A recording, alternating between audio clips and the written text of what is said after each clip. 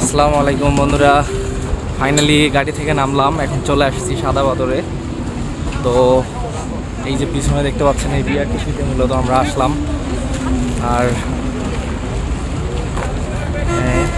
আমার পিছনে যে ভিউটা দেখতে পাচ্ছেন, এটা হচ্ছে ইন্ডিয়া। হচ্ছে মারাত্মক ভিউ, পিছনে সব পাহাড় আর এখানে পাথরের খেলা সব দেখতে পাচ্ছেন। তো সঙ্গে থাকুন, আমি পুরো এলাকাটা এখন আমি আপনাদের ঘুরে ঘুরে দেখাচ্ছি। সাদা পাথর প্রবেশের 1 নম্বর গেট, আমরা 1 নম্বর গেটে প্রবেশ করলাম। আর 1 নম্বর গেটে ঢুকতে এখানে দেখতে পাচ্ছি চারিপাশে কিছু দোকান, অনেক বাহারি আইটেমের দোকান এখানে দেখতে পাচ্ছি। এখানে আমি নেই, আমার সঙ্গে আরও অনেকেই আছেন, আমরা মোটামুটি অনেকজন আসছি। এখানে অনেক কিছু আপনারা কিনতে পারবেন, সানগ্লাস, জুতা থেকে শুরু করে অনেক কিছু। এখন আমরা সেই ঘাটে চলে আসছি, সাদা পাথর ঘাটে। এখান থেকে আমাদেরকে এখন নৌকা নিতে হবে, নৌকা নিয়ে মূলত ওপারে যেতে হবে। এটাই হচ্ছে সেই ঘাট। ঘাটে অনেকগুলো নৌকা আছে এখানে, সুন্দর সুন্দর।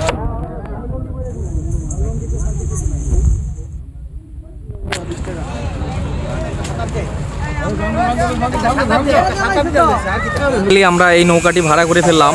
এই নৌকাটিতে এখন আমরা 9 জন যাব। এটাতে মূলত এখানে আমরা সর্বমোট 9 জন যাব। এখানে আমরা 3 জন সহ বাকি আরও 6 জন আছেন।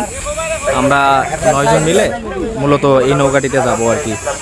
ফাইনালি এখন আমরা রওনা দিলাম আমাদের কাঙ্ক্ষিত লক্ষ্যে। সকালে এখন রওনা দিয়েছি, এটা বলার মতো না, সত্যি অস্থির লাগছে। প্লেসটা যদি দেখাই, ওই যে দেখতে পাচ্ছেন সামনে সব ইন্ডিয়ান পাহাড়ের সব চূড়া এগুলা। আর দেখা যাচ্ছে আর পুরোটা একটা হাওয়া, এখানে এখন আমরা পার হচ্ছি। অনুভূতি বলতে গেলে অসাধারণ, এটা বলে বোঝাতে পারবো না।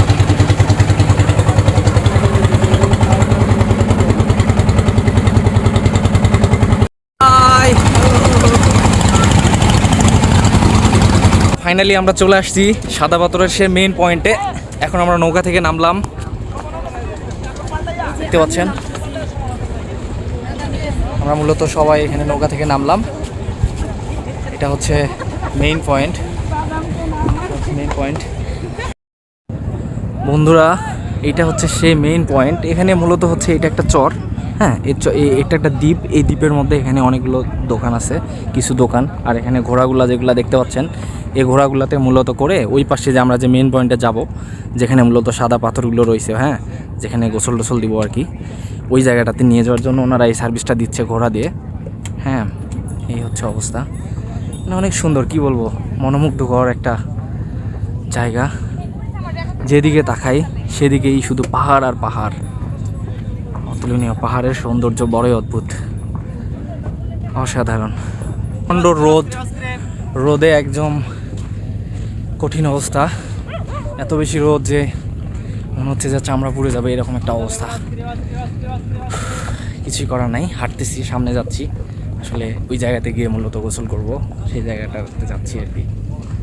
এই মেন সাদা পাথর, আর সাদা পাথরের সর্বশেষ পরিস্থিতি বুঝতে পারতেছেন। এই যে পাথরগুলা দেখেন, এই পাথরগুলো নাকি ছিল না, এখন সব কিছুই আছে। হ্যাঁ, আমরা এখন এই পাথর ডিঙিয়ে পার হব, এক অন্যরকম এক অ্যাডভেঞ্চার। সাদা পাথরের সৌন্দর্য বড়ই দেখুন।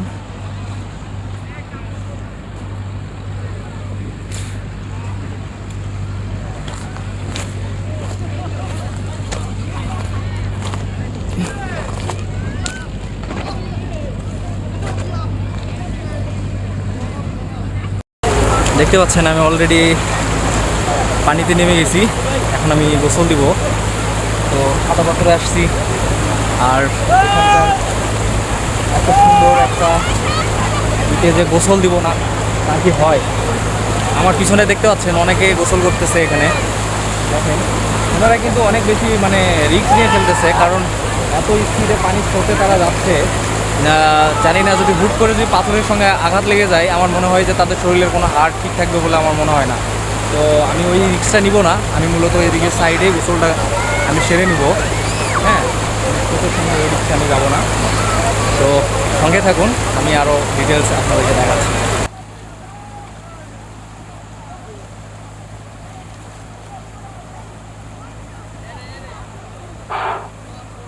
সম্মানিত পর্যটকবৃন্দ, বেশি পানিতে নামবেন না, স্রোতে নামবেন আপনারা। এই যায় না যায় না যায় না। স্রোতের দিকে যাবেন না।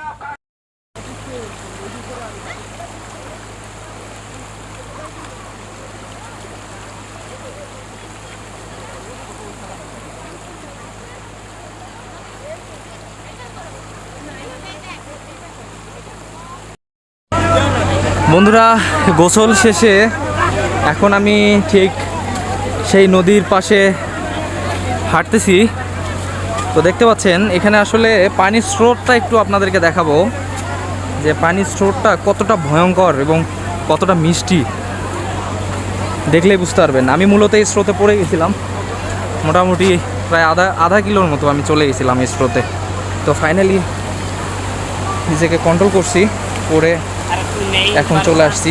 দেখেন পানিটা কতটা ভয়ঙ্করভাবে আসতেছে, সাধারণভাবে।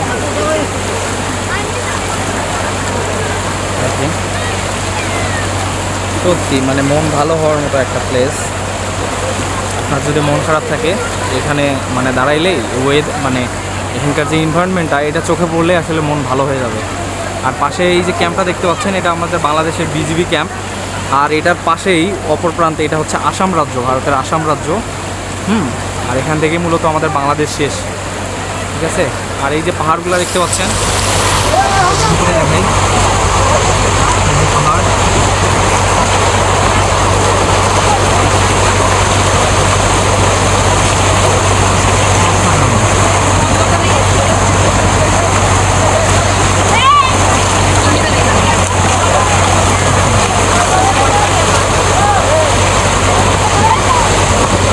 আর এখানে এই যে পাথরগুলোতে ট্রেকিং করা কতটা ভয়ঙ্কর দেখেন।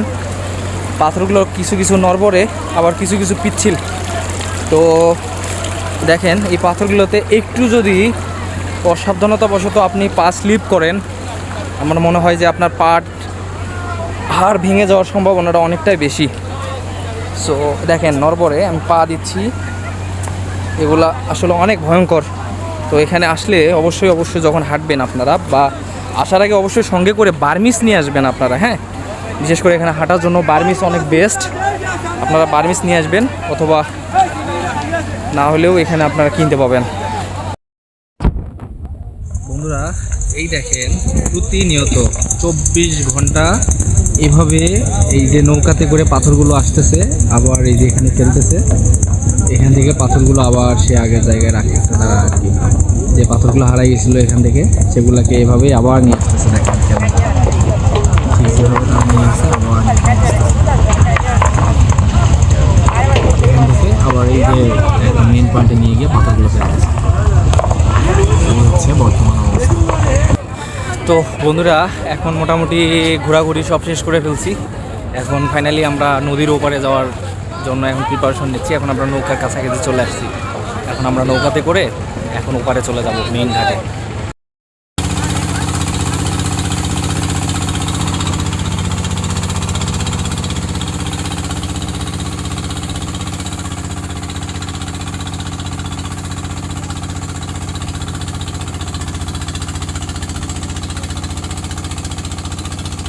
এখন নদীর ওপার থেকে সাদা পাথর দেখা শেষে এখন আমরা এপারে চলে আসলাম। এখন আমরা রওনা দিচ্ছি বাসার উদ্দেশ্যে। সো কেমন লাগলো সাদা পাথরটা, আপনাদের দেখতে কেমন লাগলো অবশ্যই কমেন্ট করে জানাবেন। তো ভালো থাকবেন সবাই, আল্লাহ হাফেজ।